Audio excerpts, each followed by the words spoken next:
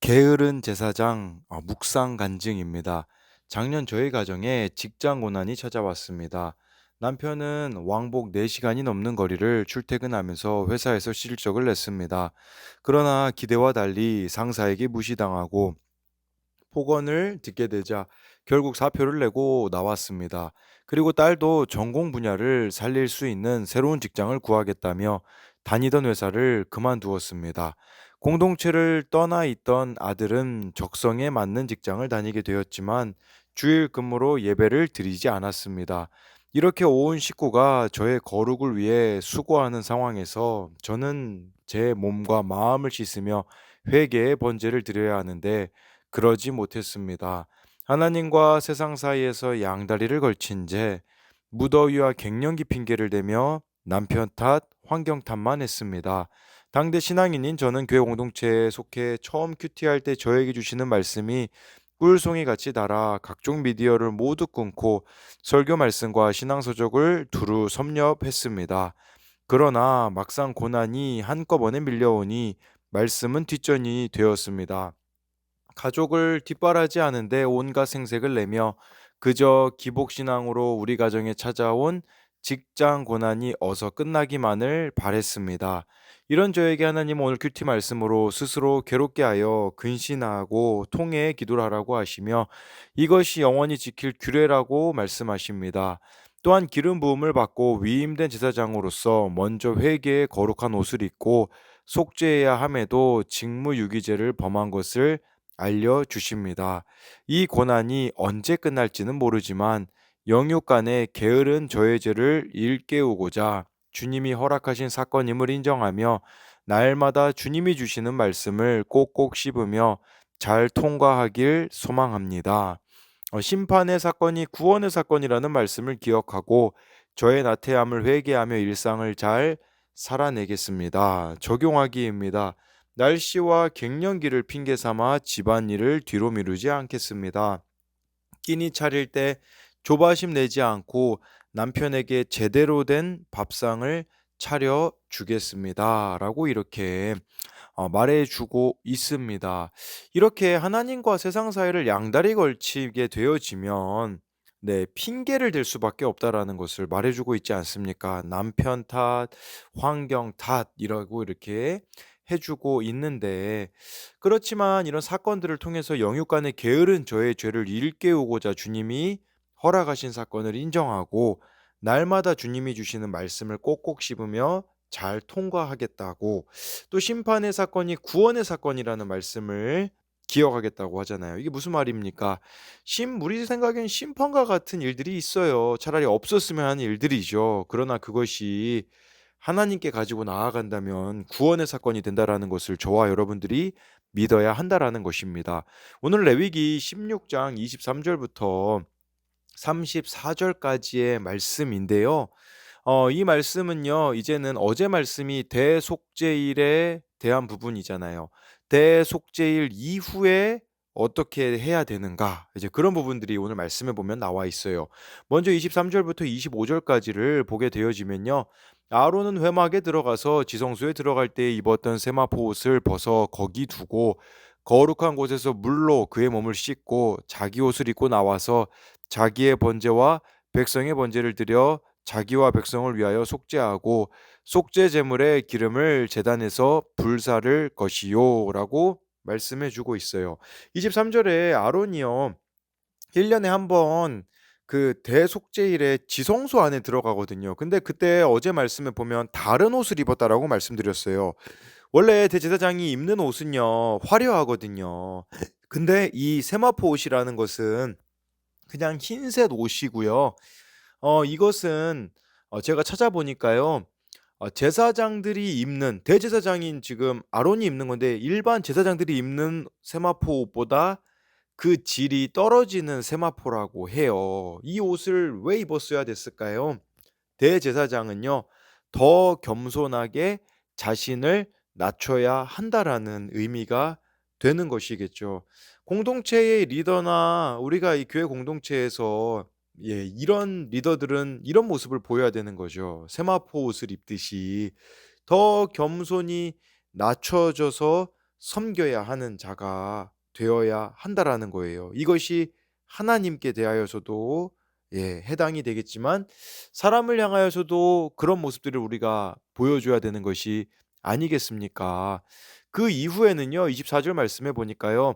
대제사장이 지성소에서 나오잖아요. 대속죄일에 몸을 씻고 이제는 다시 자기 옷을 입고 나와 자기의 번제 백성의 번제를 드려서 속죄한다고 말씀해 주고 있어요. 대속죄일 그것이 끝나고 나서 제일 먼저 번제를 드린다. 무슨 말이겠습니까? 하나님께 전부를 드리겠다라는 말이에요. 대속죄일 끝나자마자 번제 드렸다라는 것은 우리들에겐 이런 의미도 될 수 있어요. 뭐냐면 주일 우리가 주일 예배 오늘 드리잖아요. 정말 주일 예배 잘 드리고 나서 번제를 드려야 되는 거죠. 무슨 말이냐? 주일 예배를 정말 잘 드렸다면 하루하루 하나님께 나의 전부를 드리는 게 번제거든요. 월요일부터 토요일까지 삶 전체를 번제로 드려야 한다라고 말씀해 주시는 것이다라고도 할 수가 있는 것이겠죠. 네. 그래서 이렇게 부정함을 제하고 정결함을 또 얻어야 진영에 들어갈 수 있었다. 이제 대속죄일 이후 끝난 게 아니다라는 것을 저와 여러분들이 기억해야 되는 거겠죠. 그래서 이것에 대한 적용 질문으로는요. 내 몸과 마음의 정결을 지키고자 멀리하거나 끊어내야 할 유혹은 무엇입니까? 26절부터 28절까지를 보면요.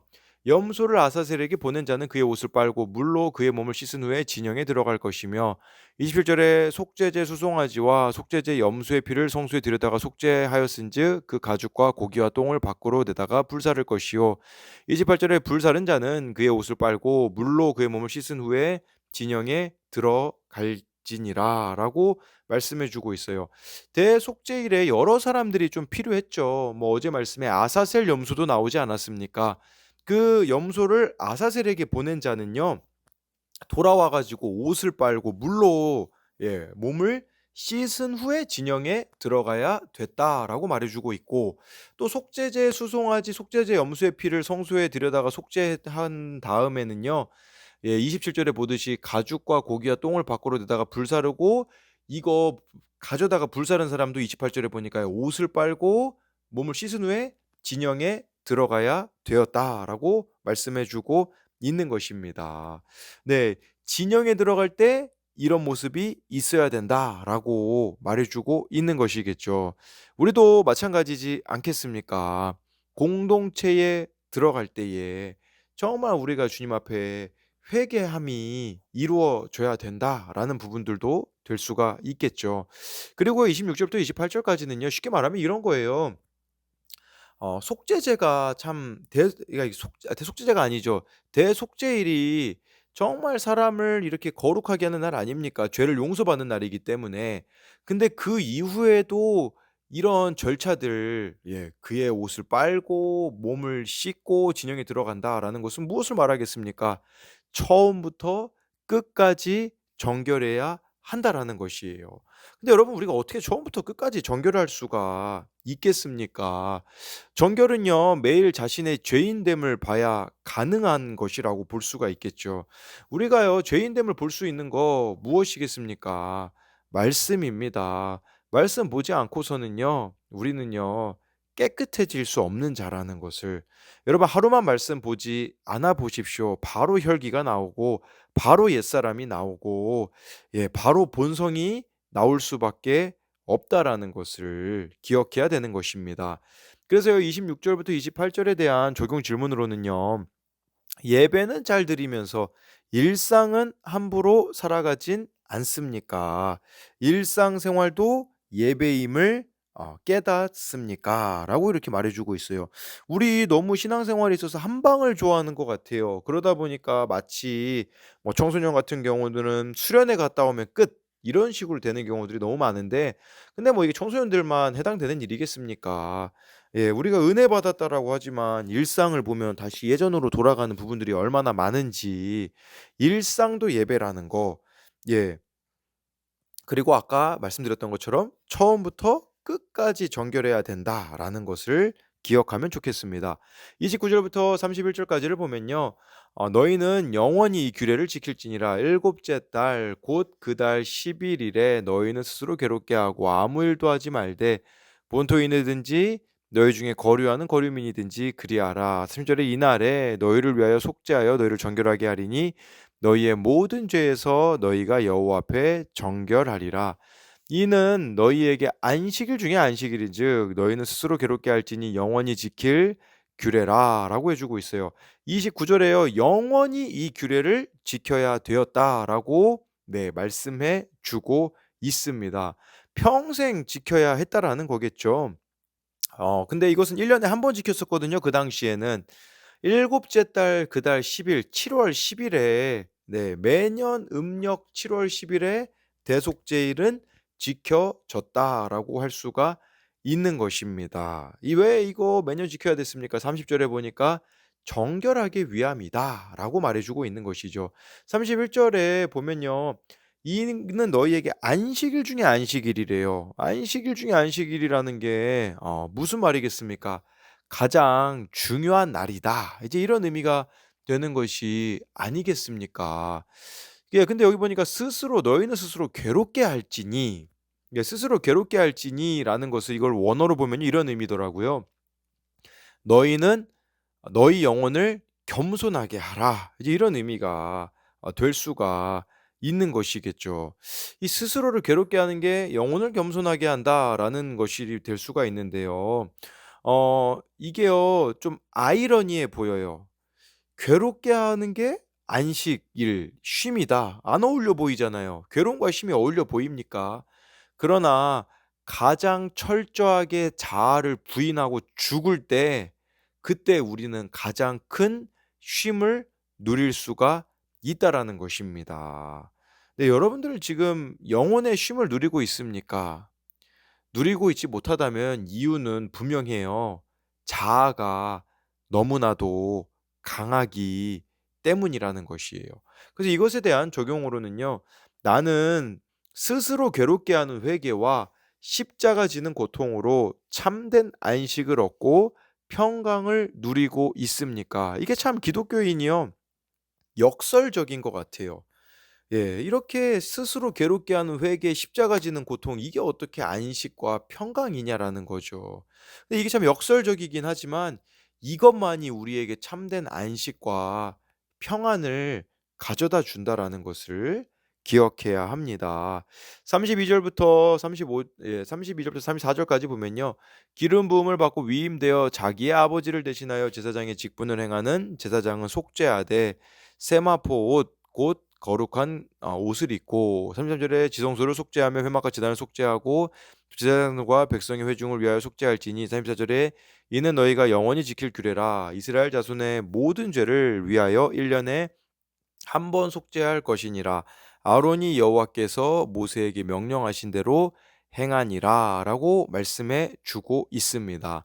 이 대속죄일이 너무나도 중요했기 때문에 34절에 또 나와 있잖아요.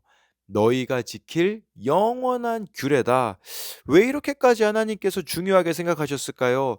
이때의 핵심은요. 마음을 겸손하게 하고 한 해 동안 지었던 모든 죄와 허물을 생각하고 자신이 인간이 깨끗하게 되기를 원하시는 거, 그게 바로 하나님의 마음이다라고 볼 수가 있는 것이겠죠.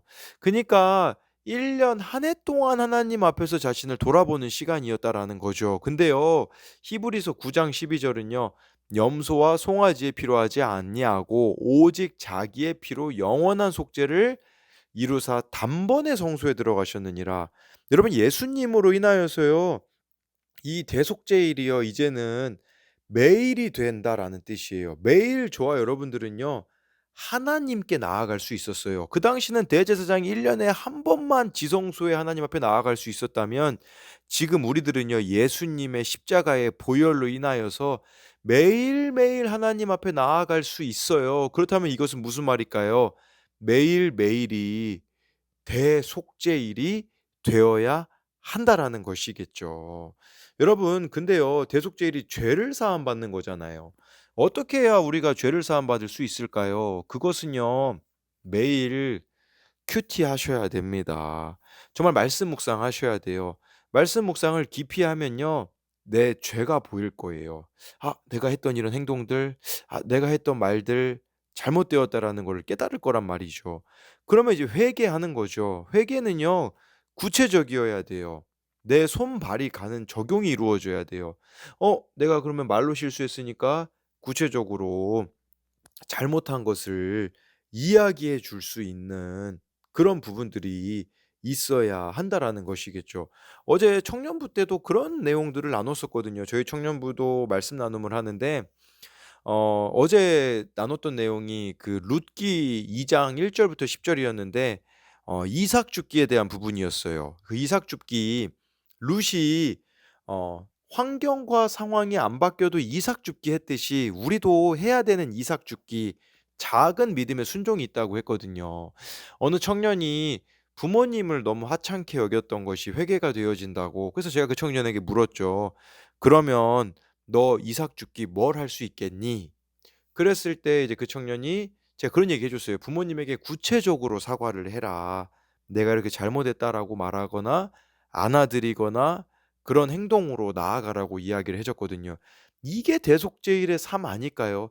이게 안식일 중에 안식, 참된 안식을 매일매일 누리며 살아가는 삶이 아닐까 하는 생각이 드는 거죠. 그래서 마지막으로 이것에 대한 적용 질문으로는요.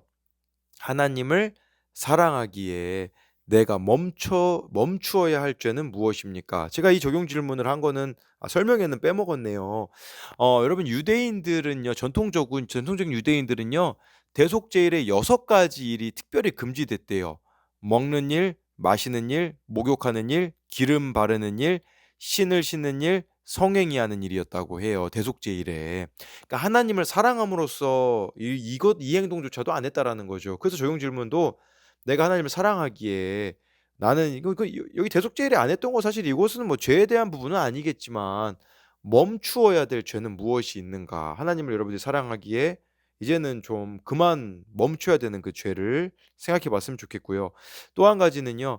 매일 말씀을 묵상하며 내 죄를 보고 회개하는 대속죄일을 보내고 있습니까? 저와 여러분들이 매일매일이 대속죄일이 되어지는 일들이 이루어지기를 소망합니다.